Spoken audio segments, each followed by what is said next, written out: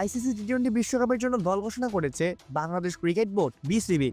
15 সদস্যের দলটির অধিনায়ক হয়েছেন লিটন দাস এবং সহ অধিনায়ক সাইফ হাসান। ভারত ও শ্রীলঙ্কায় হতে যাওয়া বিশ্বকাপে আসরে দলটিতে জায়গা হয়নি উইকেট কিপার ব্যাটসম্যান জাকের আলীর। নেই চলমান বিপিএল এ ব্যাট হাতে ছন্দে থাকা নাজমুল হোসেন শান্ত। আসন্ন বিশ্বকাপের জন্য বাংলাদেশের 15 সদস্যের দলটি একবার এক নজরে দেখে নেওয়া যাক। লিটন দাস অধিনায়ক, সাইফ হাসান সহ অধিনায়ক, তানজিদ হাসান তামিম, পারভেজ হোসেন ইমন, তাওহিদ হৃদয়, শামীম হোসেন পাটোয়ারি, নুরুল হাসান সোহান, মেহেদী হাসান মিরাজ, রিশাদ হোসেন, নাসুম আহমেদ, মুস্তাফিজুর রহমান, তানজিম হাসান সাকিব, তাসকিন আহমেদ, সাইফুদ্দিন ও শরীফুল ইসলাম। অপূর্ব দাস, প্লেভাস নিউজ।